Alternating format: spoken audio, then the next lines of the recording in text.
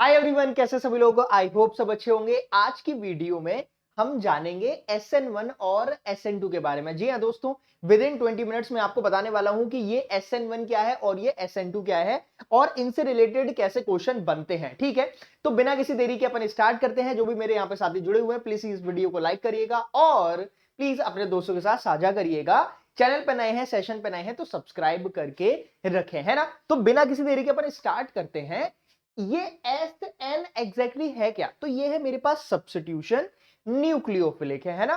तो ऐसे सब्स्टिट्यूशन जहां पे न्यूक्लियोफाइल सब्स्टिट्यूट होता है। अब देखिए कैसे होता है वो। यहां पे आप सारे लोग ध्यान से सुनिएगा। ये रहा मेरे पास न्यूक्लियोफाइल, इसको मैंने रखा न्यूक्लियोफाइल मतलब nucleus loving, positive charge loving. Clear? और मेरे पास है कोई भी एल्काइल हैलाइड। ठीक है, एल्काइल हैलाइड RX।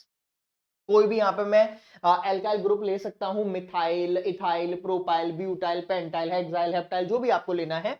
और यहाँ पे halogen, fluorine, chlorine, bromine, iodine. ठीक है, ये सारे लेने हैं। फिर कल बाहर आएंगी आंटी। आंटी मत लीजिएगा क्योंकि वो रेडियो एक्टिव है। एस्टेटाइन आपका रेडियो एक्टिव होता है। तो अब एग्जैक्टली होता क्या है कि यहाँ पे हेलोजन बीइंग मोर इलेक्ट्रोनेगेटिव, तो ये पार्शियल पॉजिटिव चार्ज आ जाता है और यहाँ पे पार्शियल नेगेटिव चार्ज आ जाता है। जब ऐसा कुछ रहेगा तो आप एग्जैक्टली देखिएगा कि ये नेगेटिव चार्ज है। ठीक है, और एक सेकेंड, यहां पे वही ऑब्वियसली ये तो पार्शियल नेगेटिव, इधर पार्शियल पॉजिटिव चार्ज आएगा। इलेक्ट्रोनेगेटिव बोला तो यहां पे पार्शियल नेगेटिव आएगा ना। ठीक है, अब ये जो नेगेटिव चार्ज है वो इस पे अटैक करेगा। ठीक है, क्योंकि हेलोजन बीइंग मोर इलेक्ट्रोनेगेटिव तो उस पे ऑब्वियसली नेगेटिव चार्ज आएगा और यहां पे पॉजिटिव। तो न्यूक्लियोफाइल मतलब पॉजिटिव चार्ज लविंग, तो वो पॉजिटिव पे अटैक करेगा। समझे मास्टर? ये भी तो हो सकता है कि ये जो न्यूक्लियोफाइल है ये इस पे अटैक करे। मैंने कहा चलो अटैक करके देख लेते हैं। जब आप अटैक करके देखोगे तो ये negative like charges repel each other, तो ये वाला अटैक नहीं होगा, ये अटैक मेरे पास रहेगा। तो न्यूक्लियोफाइल R पे अटैक करेगा और उसके साथ बॉन्ड बना लेगा और जो मेरे पास बाहर निकल जाएगा that will be halogen. Halogen मेरे पास बाहर निकल जाएगा। अब ये जो मेरे पास रिएक्शन हुई है, सब्स्टिट्यूशन हुआ है और न्यूक्लियोफिलिक है, तो ये दो टाइप की होती है। ये वाली जो रिएक्शंस है मेरे पास, ये आपकी दो टाइप की होती है। कौन कौन सी होती है? ये होता है मेरे पास SN1 and this is SN2। SN मैंने आपको बता दिया, सब्स्टिट्यूशन न्यूक्लियोफिलिक। सब्स्टिट्यूशन न्यूक्लियोफिलिक जो 1 है वो है मेरे पास यूनिमोलिकुलर। जो आपका 1 है वो है यूनिमोलिकुलर और जो 2 है वो है आपका बाइमोलिकुलर। अब एक एक करके पूरा डिटेल में इन डेप्थ पढ़ लेते हैं कि ये एग्जैक्टली SN1 और SN2 है क्या, इनके बीच में क्या डिफरेंस है ना। चलिए स्टार्ट करते हैं और सबसे पहले जो अपन पढ़ेंगे that will be substitution nucleophilic. सारे लोग ध्यान से सुनिएगा, सब्स्टिट्यूशन न्यूक्लियोफिलिक। पहले हम बाइमोलिकुलर पढ़ लेते हैं। बाइमोलिकुलर का मतलब पहले हम SN2 कर लेते हैं। SN2 चलिए, ठीक है। SN2 पे अपन पहले आ जाते हैं। अब एग्जैक्टली SN2 में क्या होता है देखो, न्यूक्लियोफिलिक रिएक्शन तो है तो अपने पास न्यूक्लियोफाइल कोई आएगा, तो यहां पे मैंने न्यूक्लियोफाइल लेके आया।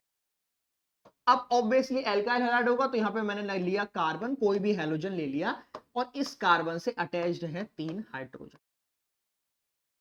ठीक है, ठीक है, बहुत बढ़िया। अब सुनिए पहले स्टेप में यहां पे क्या होता है, देखेंगे सारे लोग ध्यान से।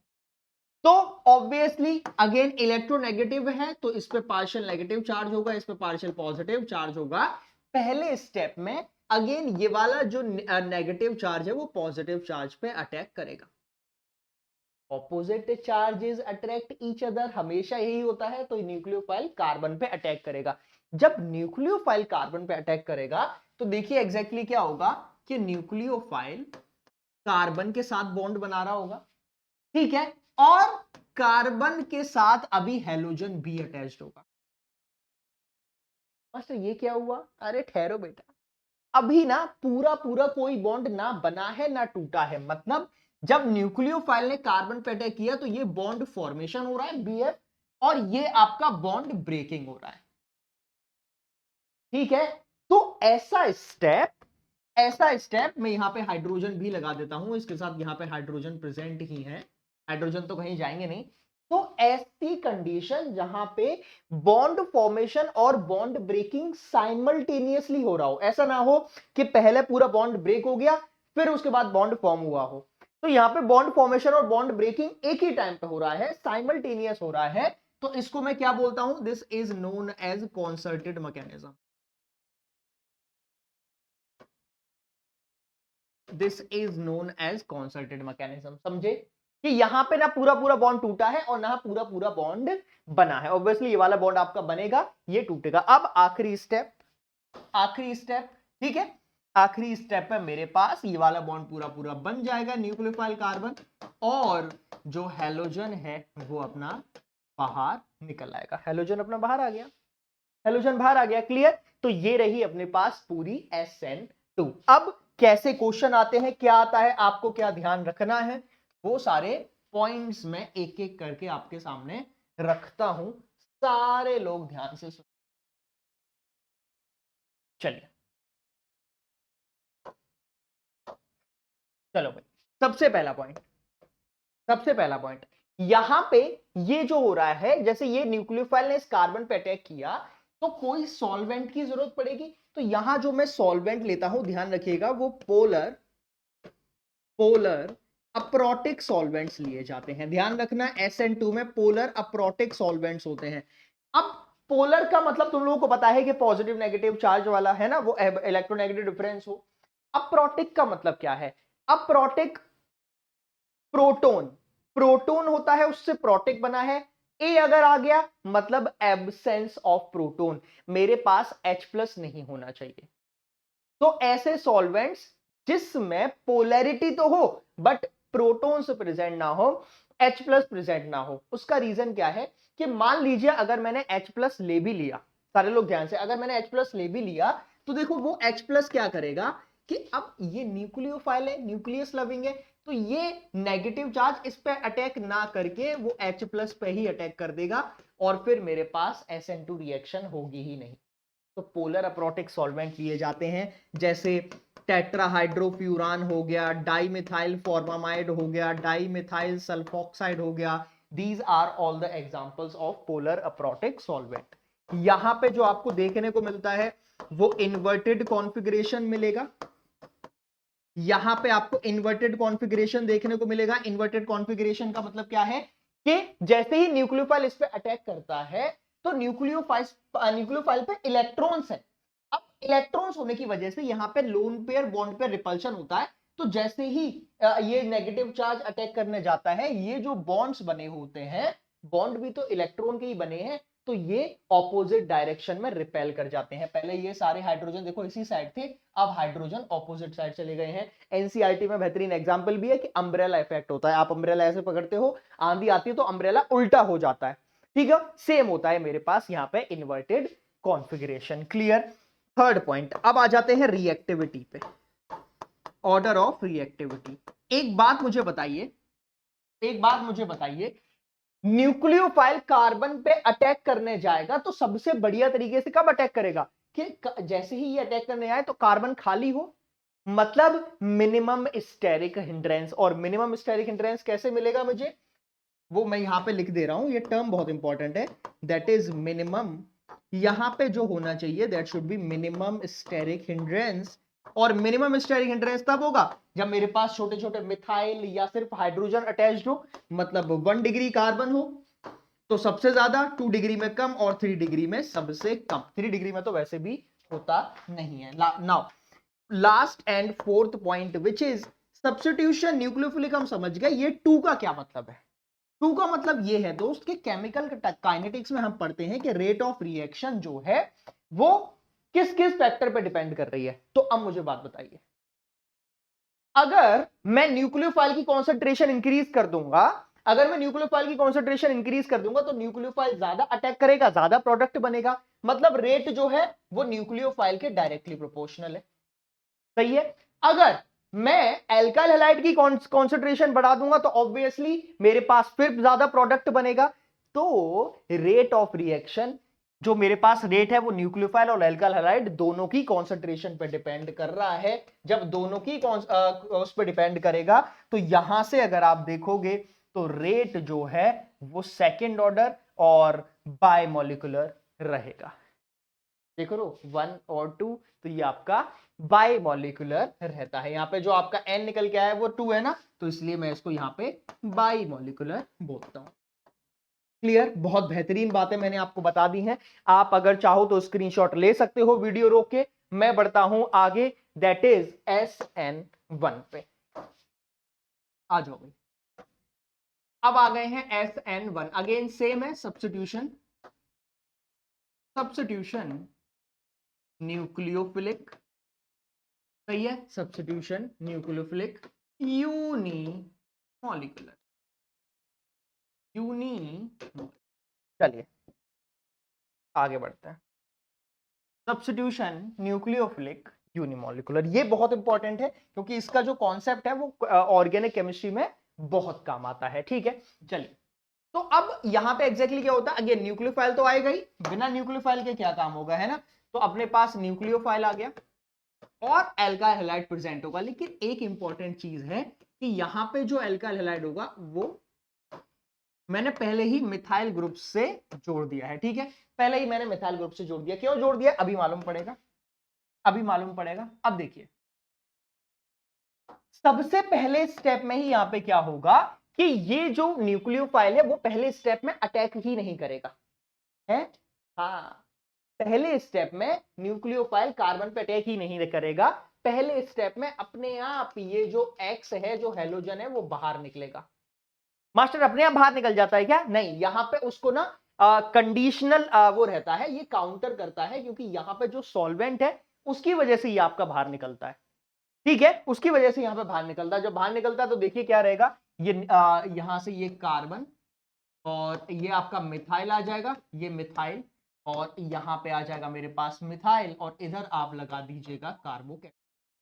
तो फॉर्मेशन ऑफ कार्बोकेटाइन मेरे पास सबसे पहले रहता है ना। जब फॉर्मेशन ऑफ कार्बोकेटाइन रहेगा तो इधर आपकी जो इलेक्ट्रॉनिक मतलब अगर मैं हाइब्रिडेशन के बारे में बात करूं वो होती है sp3, यहां जो हाइब्रिडाइजेशन होगी वो रहेगी sp2। हाइब्रिडाइजेशन में एक बार यहां पे भी बता देता हूं, इधर जो हाइब्रिडाइजेशन होगी वो sp3, यहां जो हाइब्रिडाइजेशन होगी वो होगी sp2, क्योंकि ये वाला बॉन्ड अभी पूरे पूरे बने नहीं है।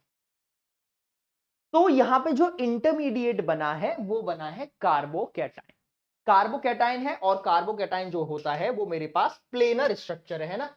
ये जो है वो अपने पास एक प्लेनर स्ट्रक्चर, सही है, ठीक है, क्लियर। अब आखिर में क्या होगा, इस वाले स्टेप में मेरे पास न्यूक्लियोफाइल आएगा, यहां न्यूक्लियोफाइल आएगा और इधर कार्बन, यहां से मिथाइल, मिथाइल, मिथाइल, और यहां लग जाएगा मेरे पास न्यूक्लियोफाइल। सारे लोग देखेंगे और मुझे बताएंगे यहां तक क्लियर है या नहीं है। हुआ क्या, न्यूक्लियोफाइल ने पहले स्टेप पे अटैक नहीं किया, अपने आप ही पहले हेलोजन बाहर निकलता है। उसको कौन मतलब इनिशिएट करता है? इनिशिएट के लिए मैं यहां पे बता देता हूं, यहां जो हम लेते हैं वो पोलर प्रोटिक सॉल्वेंट्स लेते हैं। जैसे फॉर एन एग्जांपल आप चाहो तो पानी भी ले सकते हो। क्लियर?